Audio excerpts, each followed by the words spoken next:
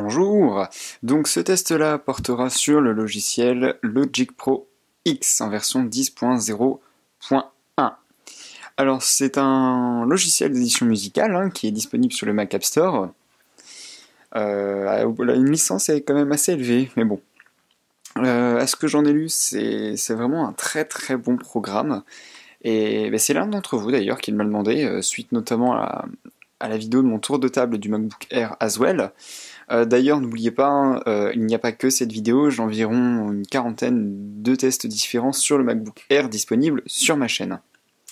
Alors, moi de mon côté, je ne connais vraiment pas Logic Pro, je l'ai installé il y a un quart d'heure, et je suis pas non plus un grand adepte de logiciels de musique, alors je vais plus ou moins découvrir en même temps. Comme d'habitude, les habitués diront. Alors, instrument logiciel, oui, parce que j'ai pas ma guitare de brancher. Alors, bon, comme vous avez pu le constater, le démarrage du logiciel en lui-même est extrêmement rapide. Alors, je vais commencer en fait les premières minutes de ce test. Alors, je vais juste avancer un petit peu comme ça, histoire de bien voir l'écran. Hop là.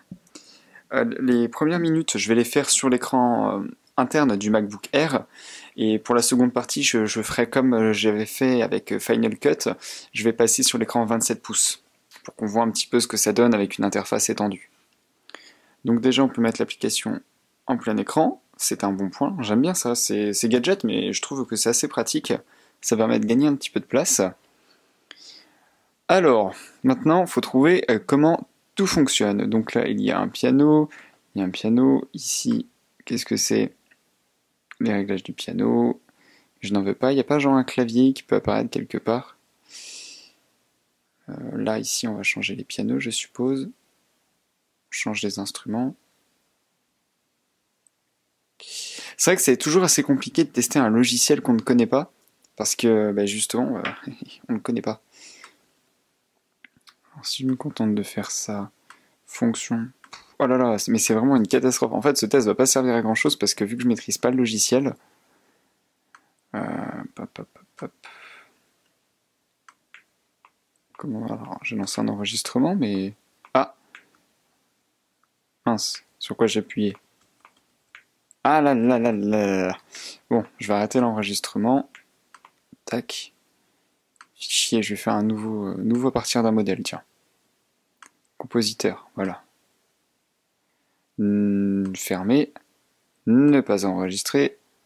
Voilà. Voilà.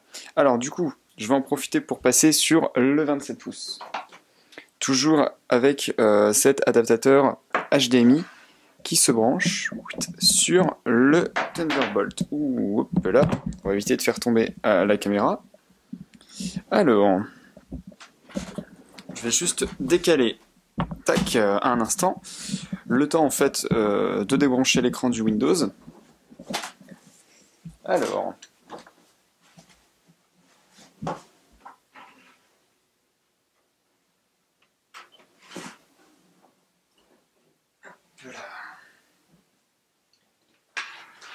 écran, tac. Alors, le branchement lui-même, c'est un bon adaptateur. D'ailleurs, si vous cherchez un adaptateur HDMI pour le Mac, je vous le recommande.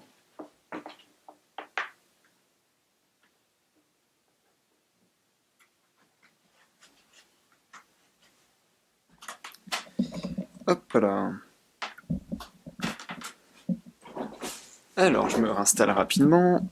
Tac. Alors. Hop là. Tac, alors, juste une petite seconde, le temps de stabiliser tout ça. Je fais au mieux. Voilà, on va rapprocher un poil d'écran. Je vais pousser mon coca. Voilà, ça ne me semble pas trop mal. Alors, on va directement faire passer le programme ici même. Il passe tout de suite en plein écran, en plus c'est pas mal. Alors, on va lancer un play pour voir un peu ce que ça donne.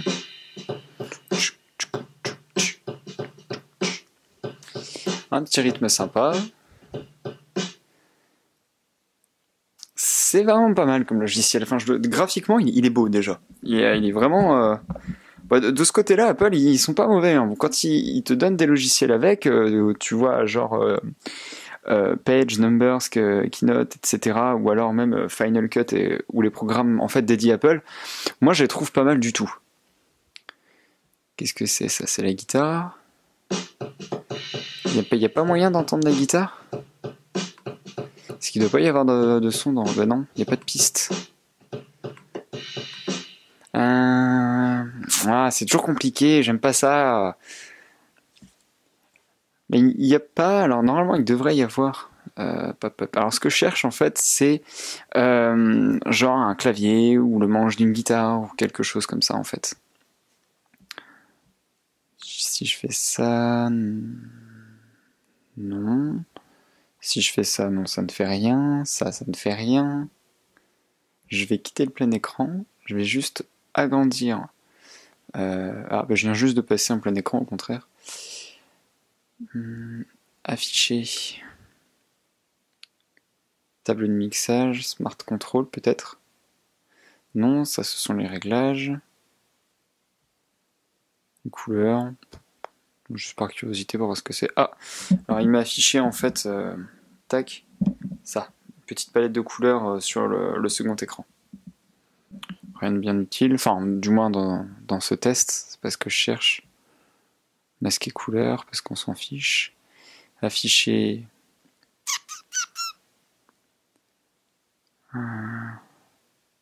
Table de mixage. Non, c'est quoi? C'est oulala. Oulala, c'est pas du tout ce que je voulais. Et puis comme d'habitude, quand je teste un truc que je ne connais pas et que je me dis qu'il y a des gens qui doivent regarder qui eux connaissent parfaitement bien le logiciel, je dois me taper une honte pas possible. À la limite, il n'y a pas des fichiers, d'autres fichiers mais préenregistrés. Non. Fichier nouveau à partir d'un modèle. Je vais regarder s'il n'y a pas multipiste, des effets prêts à mixer. Ne pas fermer. Voilà. Non, non, non. Non, mais il n'y a rien. Ah, fichier, nouveau à partir d'un modèle. Hip-hop, électronique, un mélange élaboré de batterie et de synthé. Ouais, allez, fais péter ça. Il y a peut-être quelques pistes. Toujours pas. Super. Et je ne sais pas comment enregistrer une piste. Bon, en tout cas, hein, le logiciel, hein, si ça vous intéresse toujours, il est parfaitement fluide. Enfin, après, c'est comme d'habitude, je peux pas le comparer avec un autre modèle de Mac, dans la mesure où je n'ai que le MacBook Air sous la main. Mais mine de rien, de ce que je peux en voir moi là, je le trouve extrêmement fluide. Je clique, ça s'affiche, je reclique, ça se masque. Je vais afficher quelque chose, paf, ça prend 30 secondes. Enfin, tout est ultra rapide, quoi. C'est génial. Je vais pas y arriver.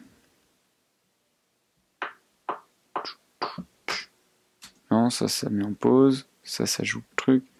Ça, je sais pas ce que ça fait ce bouton-là. C'est extrêmement frustrant. Fichier. Nouveau à partir d'un modèle. D'accord. Mais c'est bizarre qu'il n'y ait pas plus de choix quand même.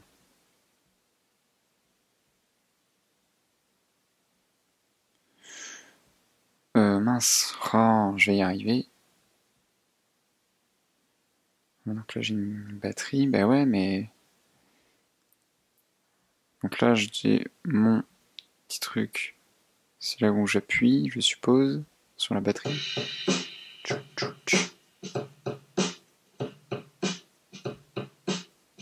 Ah oui.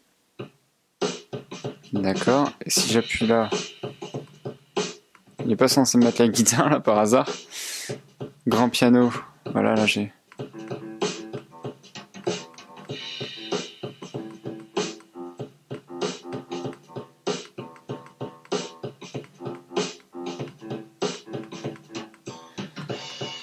Oui, c'est moi qui clique sur le piano, hein, c'est très laid. Du coup, je pense avoir trouvé... en fait, ça s'affiche en bas. Alors, on va Hop, parce que j'ai pas touché un logiciel d'édition musicale depuis FL Studio 5.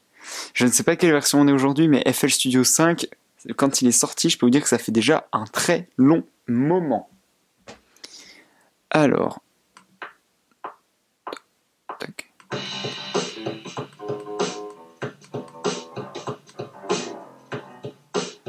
Ok, ça ne fait pas ce que je veux, éditeur pas à pas. Créer une région MIDI, je ne sais pas ce que c'est une région MIDI. Partition, clavier.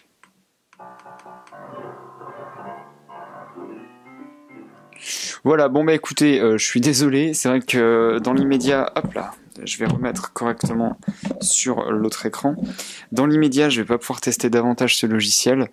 Ce que je peux faire à la limite, c'est vraiment le garder de côté.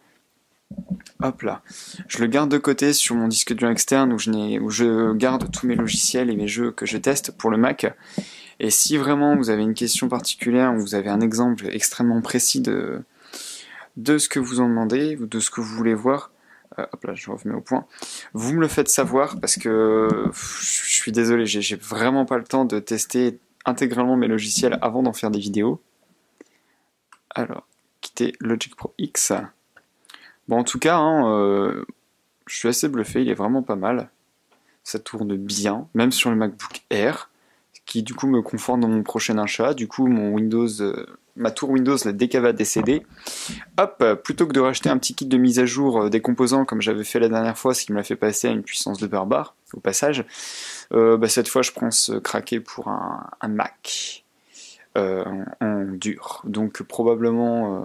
alors, peut-être un Mac Pro, si ils sont vraiment pas mal enfin, dans la vie de tous les jours, et si le prix n'est pas trop élevé. Sinon, ça sera un iMac 27 pouces, mais qui lui sera boosté à fond, parce que vu qu'on peut plus vraiment changer maintenant les composants soi-même des nouveaux modèles d'iMac, c'est un petit peu dommage. Alors, comme avec le MacBook Air, et c'est valable pour tout, que vous achetiez un ordinateur, un téléphone ou vraiment n'importe quoi, si vous avez le choix des composants, et que vous ne voulez pas changer tous les 6 mois ou tous les ans de produit, je vous recommande de le booster à fond dès le départ, et au moins vous en profiterez beaucoup plus longtemps, et du moins dans de meilleures conditions.